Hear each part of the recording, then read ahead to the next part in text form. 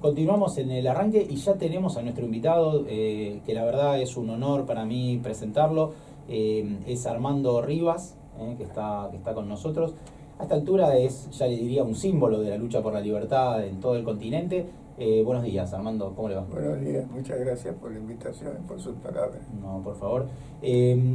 Armando es cubano, como decíamos recién, y argentino, por legalmente y por adopción también. Sí. Y bueno, vamos a charlar varios temas. Vamos a empezar despacito y después vamos a hacer un pequeño corte y vamos a continuar. Eh, Armando, qué piensa de Latinoamérica en general hoy en día? ¿Cómo la ve? Mire, es difícil hablar de toda América Latina, pero hay variaciones, ¿no? Lo que pasa es que el mundo vive con una mentira histórica, que es la izquierda. La izquierda se ha apropiado de la ética, ¿no? Y cuando le dicen a uno de derecha, le están diciendo que es un hijo de mala madre porque está a favor de los ricos y en contra de los pobres. Y ellos lo único que hacen es crear más pobres para que voten por ellos, porque ahora tenemos el socialismo, que es el comunismo con votos, ¿no? Y por eso el mundo occidental no crece, Europa está sin crecimiento, porque cuando el gasto público sube arriba del 50% del Producto Bruto, que digan que es capitalista, no, es porque se está violando el derecho a propiedad, ¿no? Y hay un gráfico que si quiere se lo mando por email, que muestra cómo los países cuanto menos gasto público tienen, más crecen, y cuanto más gasto público crecen, menos crecen. O sea, hay una correlación inversa entre el crecimiento y el gasto público. Y lo que pasa es que hay que saber lo que es no un sistema económico, que es una de las falacias del tema. Los sistemas no son económicos, la economía es la consecuencia del sistema. No, muy bien, claro. Es decir, los sistemas son éticos, políticos y jurídicos, ¿no? Donde se habla del mercado, solamente hay mercado donde hay derecho de propiedad, donde se respeta el derecho de propiedad. Y también un derecho que es fundamental, que la gente prácticamente diría que no se conoce, pero que está en el artículo 19 de la Constitución Argentina, que es el llamado derecho de la búsqueda de la propia felicidad, que significa que el interés privado no es per se contrario al interés general. Cuando lo que el gobierno es el que tiene que hacer la felicidad de los hombres, como dijo Alberto, eso es una pretensión estúpida, ¿no? Cada uno tiene sus propios intereses. Y tiene derecho de ir atrás de la búsqueda de sus intereses. Tiene el derecho a la búsqueda de resolverlo. A veces lo hace bien, a veces lo hace mal. Lo que no tiene es el derecho de violar los derechos de los demás. Esta es la idea. Ahora, ¿qué se hace que ahora vamos a entrar a hablar más de política y de algunos países en particular, pero pareciera que Latinoamérica no sale de ese ciclo, ¿no? Donde el déficit, el gasto público cada vez suben más, ¿no? Y los gobiernos... Bueno, pero no es, lamentablemente no es América Latina solamente. Hay en el mundo, claro. Los propios Estados Unidos tienen hoy un nivel de gasto que no habían tenido nunca. Y cuando se habla de Keynes, por ejemplo, que decía que había que subir el gasto para elevar la demanda en la crisis del 30, que no tiene comparación con la de hoy, porque la crisis del 30 la economía americana cayó más de un 30%. No, es un caso único, sí. Pero ¿sabe cuánto era el gasto público en los Estados Unidos? El 8% del Producto Bruto. Hoy, si Keynes viera hoy que Francia tiene el 57% de gasto. Bueno, es que ese problema también es ese, y las relaciones a veces son tremendas, porque acá mismo hay provincias que son directamente, los economistas ya dijeron la palabra inviables, porque tienen más gasto público que todos los ingresos posibles, incluso capaz de dos administraciones. No, pero como dijo Friedman, sin haberme leído a mí, Sí. Porque yo lo escribí hace casi 30 años, escribí. Prefiero un gasto público más bajo, con un déficit más alto, que un gasto público más alto con un déficit más bajo. Claro. ¿No? Porque cuando se cierra el déficit, lo único que se está haciendo es el déficit de lo que producen. Claro, claro. ¿No? Esta es la idea fundamental. Y hablando de déficit, pareciera que hubiera una especie de déficit, le diría, cultural y moral en mucha gente. El otro día había un grupo... Bueno, porque nos enseñan mal las cosas. Y mire, la demagogia, la describió Aristóteles hace 2500 años. ¿Y sabe lo que yo digo? Que el socialismo fue la denominación que le dio el iluminismo a la demagogia. Y yo digo que el iluminismo es el oscurantismo de la razón. Porque toda la filosofía política europea continental es el inicio de la racionalidad del despotismo. Despotismo hubo siempre y estaba generalmente basado en Dios. Lo cambiaron y lo trajeron a la diosa razón. Y con la diosa razón se creó el totalitarismo, que como digo es la racionalización del despotismo. Claro, de un sustento ideológico, funcional. Claro. Así que esto es... pero ahora el tema es la confluencia entre la democracia y el socialismo, que no hay forma de ganarle a la izquierda prácticamente. Son irreconciliables, ¿no? Yo pensaba que democracia y socialismo son dos palabras difíciles de conciliar, ¿no? Bueno, pero es al revés. Y ya Aristóteles había dicho, ¿sabe qué? Que la democracia era la destrucción de la república, porque en la república se respetaban los derechos, ¿no? Y cuando el pueblo se hace monarca, viola la ley y desde entonces los aduladores del pueblo tienen un gran partido. Claro. Aristóteles. Qué increíble. Ahora, y aparte muy interesante para ponerlo en marco y entender también cómo funcionan, ¿no? Estas ideas de socialistas en general en toda América, y esta, vamos a decirlo en términos corrientes, de lavada de cara, ¿no? Que han tenido muchos partidos en algunos países, y estas aparentes reconversiones a la democracia, ¿no? Como acercarse, ¿no? Tratando de sí, pero el problema de la democracia es que hay que distinguir entre democracia y rule of law.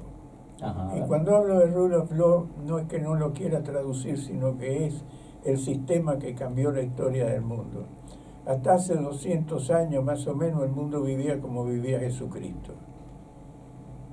Esta es la realidad. Lo reconoció recientemente en un libro que se llama The Birth of Plenty, o sea, el nacimiento de la abundancia de William Bernstein, donde lo explica, ¿no? Que cómo hasta 1800 más o menos el mundo vivía como vivía Jesucristo.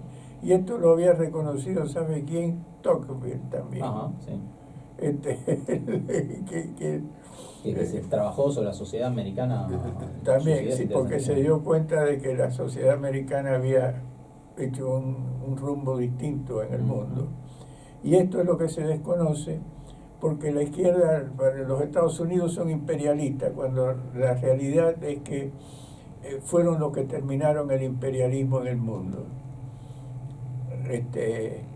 Piense que Inglaterra no sigue siendo la dueña de la India, porque los americanos, claro. Después de la Segunda Guerra Mundial, se lo sacaron.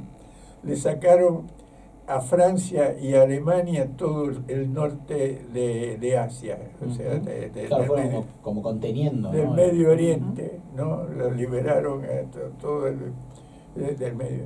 Y sin embargo no se les reconoce porque los americanos de alguna manera, vamos a ponerlo, una de las cosas que yo discuto es el problema de la cultura. Hay americanos tan tontos como cualquiera de nosotros y otros tan brillantes como cualquiera de nosotros. El sistema es el que determina los comportamientos. y cómo se llega al sistema es un fenómeno inédito casi. ¿Y sabe cuál fue el segundo país del mundo que lo tuvo? La Argentina. Oh, bueno, nos sorprendió con este dato y vamos a la tanda y seguimos hablando mucho más con Armando Rivas, Venezuela, Cuba, Estados Unidos. Me interesa preguntar algunas cosas de cómo ve el terrorismo y bueno, y seguimos. Ciudad Autónoma de Buenos Aires. Argentina a veces se sorprende, ¿no? Digamos, para los que aprendimos solos, porque la verdad es que tampoco nadie nos enseña las escuelas, las universidades.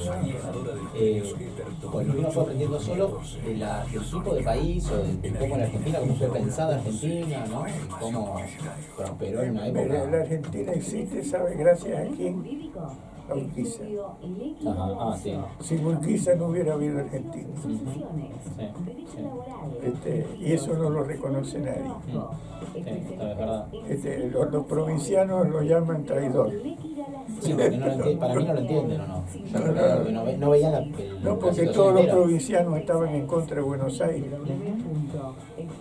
Sí, no entendía. Bueno, y él fue quien transó con Mitre. Si quiere podemos hablar de esto porque la Argentina dio un salto cuántico en la historia. Un país que era uno de los países más pobres del continente, pasó a ser uno de los países más ricos del mundo en 50 años. Lo que prueba que el sistema... Sí, con el juego de claro. Sí. Y los Estados Unidos, hasta que tuvieron la Constitución de 1787, estaban tan atrasados como los latinoamericanos. Los Pilgrim habían puesto la tierra en común y se morían de hambre. Ah, claro.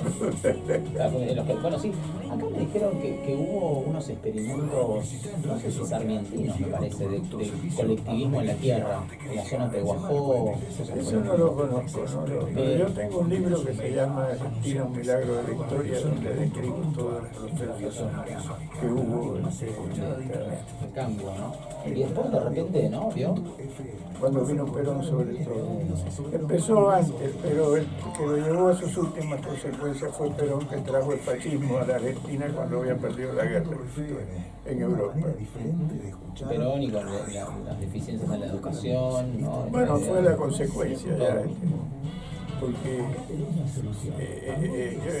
es increíble que la gente que reconoce lo que hizo la Argentina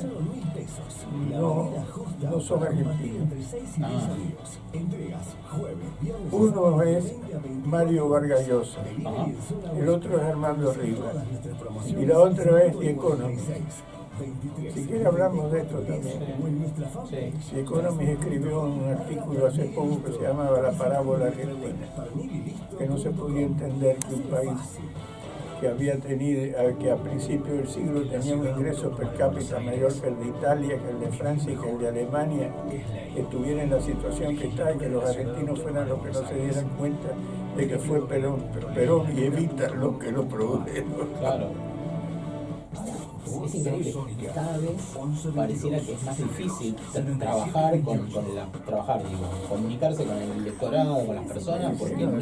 Sí, que Macri haya ganado es casi un milagro de la historia. Bueno, para mí sí es un tema. Yo creo que era tanta el desastre que había provocado el peronismo, el kirchnerismo, que la gente estaba... Y Macri está enfrentando una situación muy difícil que hasta ahora no ha podido, y no sé si cómo la quiere, porque el gasto público en la Argentina en estimación es el 56%.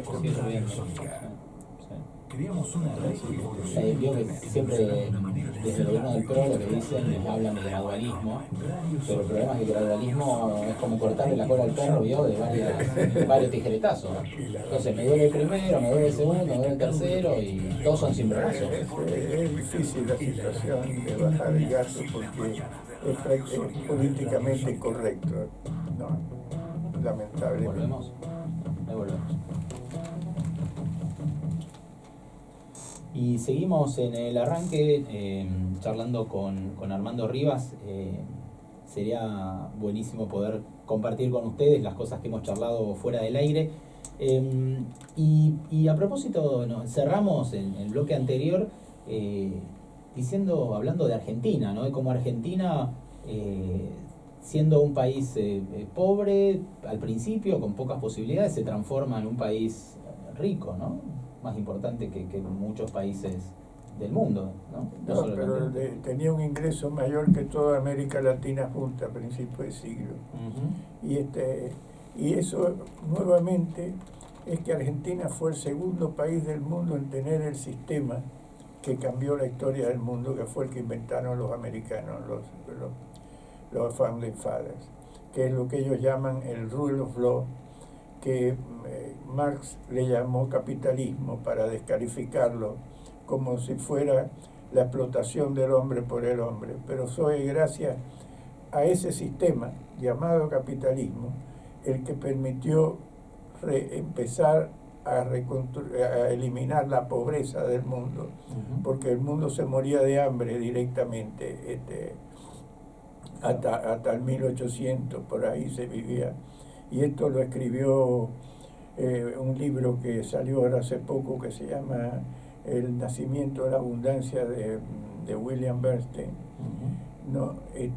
Donde explica claramente por qué se produjo este cambio. Y que solo se puede combatir la pobreza con la generación de riqueza. Exacto. Pero la izquierda, como le dije antes, se ha apropiado de la ética, y entonces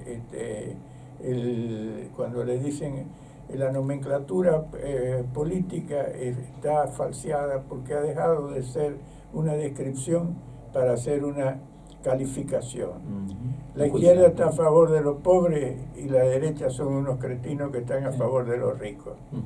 No, es muy interesante esto que cuenta, porque uno viaja, por ejemplo, no sé, a países como Colombia, y en Colombia se da exactamente el caso inverso, ¿no? Cuando alguien dice que es de izquierda, todo el mundo lo mira como diciendo, un momento, ¿no? Que estás a favor de qué valores, y es normal asumir que las personas son de derecha, ¿no? Como que los valores están invertidos. Lo que pasa es que Colombia tiene una lucha con la guerrilla. Lo que pasa es que han tenido esa guerra durante 50 años, es una cosa terrible, ¿no? Pero la izquierda se ha apropiado de la ética políticamente a través del socialismo, que el socialismo es el comunismo con votos, que fue lo que propuso otro Bernstein, que fue Edward Bernstein, que en 1899 escribió un libro que se llamaba Las precondiciones del socialismo, donde discutiendo con Lenin le dijo que al socialismo se podía llegar democráticamente, y lamentablemente tuvo razón. Tuvo razón, claro. Y esto es lo que está pasando, porque cuando el gasto público sube al 50%, la economía no crece, no hay nada que hacerle. Y eso es lo que está pasando en Europa. Y ahora, y en América Latina, bueno, la primera cosa que es increíble es lo que pasó con Cuba. Y que nadie lo reconoce, porque si hay un criminal más grande en América Latina se llama Fidel Castro, y su hermano era su ayudante. Y el otro que colaboró con él, ¿sabe quién fue? El Che Guevara. Y esto se ignora, y ahora, por ejemplo, todo el mundo está preocupado, lo que me parece bien, por lo que pasa en Venezuela. Pero en Venezuela se está tratando de ser Cuba, pero no lo han logrado. Pero sin embargo, con Cuba, que ya lo hizo, no hay libertad todavía. El tarado de Obama hizo un pacto con Raúl Castro. Eso le iba a preguntar, porque pareciera que el final del gobierno de Obama, o se quiso ir Obama, ¿no?, dándose el gusto medio progresista que de Obama, de decir, bueno, vamos a estrechar la mano de Castro, como si fuera un presidente demócrata de cualquier otro país, y no. Es inverosímil el pacto con Raúl y el enfrentamiento con Maduro, cuando Raúl es un Maduro ya hecho. ¿No? Claro. Sí, totalmente. Así que Ahora, qué interesante, porque veo que Cuba, esto fue objeto de una columna mía hace un tiempo, cuando fue la muerte de Fidel Castro, a mí lo que me interesó hacer hincapié en ese momento es que Cuba, antes del socialismo, antes del comunismo, era un país de los más avanzados de Latinoamérica. No era uno de los... Era el país más avanzado de América Latina, porque teníamos el sistema casi sin conocerlo. Lo teníamos por ósmosis, en la relación con los Estados Unidos. Económicamente los americanos invertían en Cuba y había seguridad jurídica, que es fundamental. Y a mí me consta porque yo fui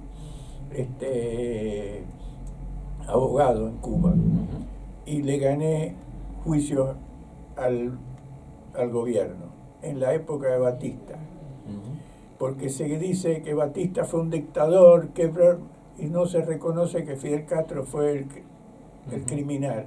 En la época de Batista se mataron a alguna gente, pero ¿quiénes eran los que estaban haciendo la guerrilla? No era porque ponían, estos tipos eran tan cretinos que ponían bombas en los cines en La Habana. Uno ya iba a La Habana al cine cuando ya habían puesto la bomba. Entonces, no, pero todo esto se ignora en el mundo. Y lo mismo porque usted sabe que cuando se mata desde la izquierda se es idealista. Ahora, cuando los matan es un genocida. La gente no quiere reconocer en Chile. Chile estaba para ser la próxima Cuba en el continente, ¿no? Cuando Allende. Cuando estaba Allende, ¿no? Y bueno, ¿cómo se llama el general? Pinochet. Pues cuando llegó Pinochet, sacó a Chile de ese proceso y empezó un sistema que después él mismo hizo elecciones y se fue, ¿no? Pero no hay nada que hacerle, lo nombraron genocida, ¿no? Y está visto que este es el problema que enfrenta el mundo occidental hoy. En Oriente es difícil saber lo que pasa, porque Oriente en gran medida, aparentemente y a mi juicio, vive en la Edad Media. Es decir, y cuando usted tiene que es Dios el que gobierna, el que está en contra es un hereje y hay que matarlo, que fue lo que se hizo en Europa por siglos. Sí. ¿No? Pero pareciera ahora que viene de la mano del Islam, ¿no? Claro, de la mano de gran parte del Islam, donde no se puede culpar a todos, porque algunos están sufriendo el problema, ¿no? Pero es el uso del poder político a través de Dios, ¿no? Y están usando el antiimperialismo también, porque imagínense, los islamistas ahora enseñan en el colegio, ¿sabe qué? Las cruzadas. ¿Para qué? Para odiar a Occidente. Claro. No. Y ahora, ¿cómo analiza usted esto de, yo haberle traído mi pequeñísima opinión, pero veo algunos países de Europa, por ejemplo Alemania, digamos, que ha recibido con brazos abiertos creo que una especie de culpa también, ¿no? A ciudadanos de países en conflicto, algunos en conflicto bélico y otros no, y metió en su seno una cantidad de inmigrantes. Sí, bueno, pero eso es lo que está pasando ahora en Europa, que hay, pero eso le ha causado a la Merkel un problema político interno, ¿no? Yo creo que es correcto de dejar que vengan gente que está sufriendo lo que están sufriendo los islamistas, refugiados, porque yo no digo que todo islamita es un cretino, yo estoy hablando que viven bajo un sistema que es mortal, ¿no? Y entonces lo sufren y se quieren ir. Ahora, que dentro de eso hay algunos que vienen precisamente porque pertenecen al sistema. Terrorista, claro. Y el terrorismo, ¿sabe cómo yo le llamo? La guerra del siglo XXI. Porque las guerras mundiales se terminaron. ¿Saben por qué? No hay más bandos, ¿no? Porque no lo hay, pero ¿sabe por qué se terminaron? por algo que dijo Alberdi hace 150 años. Porque ese es un señor que yo sé que no es muy conocido en la Argentina, pero es el pensador más brillante que ha tenido América Latina, que se llama Juan Bautista Alberdi. ¿Sabe lo que escribió hace 150 años? Dijo, las guerras serán más raras en la medida que la responsabilidad por sus efectos se haga sentir en los que las inician y las declaran. Y entonces, ¿qué fue lo que terminó la guerra mundial? Las armas nucleares. ¿Y sabe lo que dijo Juan Pablo I? Las armas nucleares no son bélicas, son disuasorias. Bueno, sabe que en sintonía con eso que usted cuenta ahora, efectivamente, es muy interesante. Leí hace poco una entrevista a las personas que tomaron la decisión de lanzar las bombas atómicas, y la especulación era de ellos, sabían que digamos, el eje tenía alguna potencia y bombas y podían atacarlos, y ellos tenían dos y media, me parece. La cuestión es que pensaron en tirar una sola primero, y luego dijeron, ¿y si se recuperan? ¿Y si pueden? Y van a entender claramente el mensaje, y decidieron tirar dos, ¿no? Hiroshima y Nagasaki. Sí, bueno, pero esas fueron las únicas dos bombas que se tiraron en el mundo. Sí, a partir de ahí. A partir de ahí nunca más. Como que el mensaje quedó claro.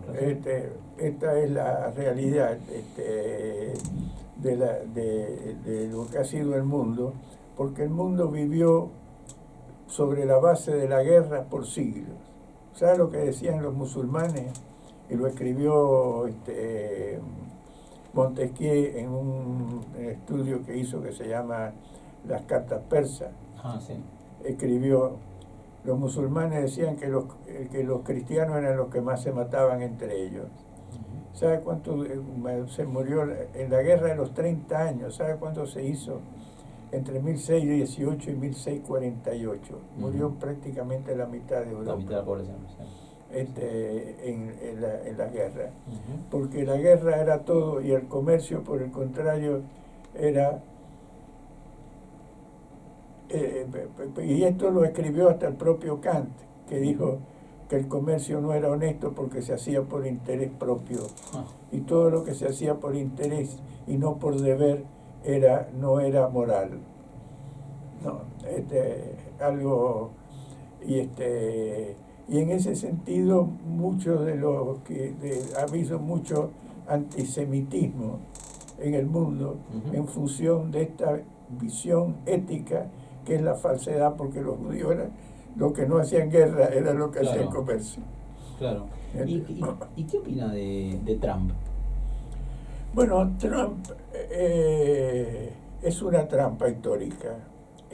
Porque ha hecho cosas que yo creo que está en la línea correcta desde mi punto de vista, y otras que la discrepo. No, cuando dijo que quería prohibir que los americanos, que las empresas americanas invirtieran en otros países, está violando el derecho de propiedad en los Estados Unidos. Y además de eso, está violando una de las circunstancias importantes que ha habido en el mundo, porque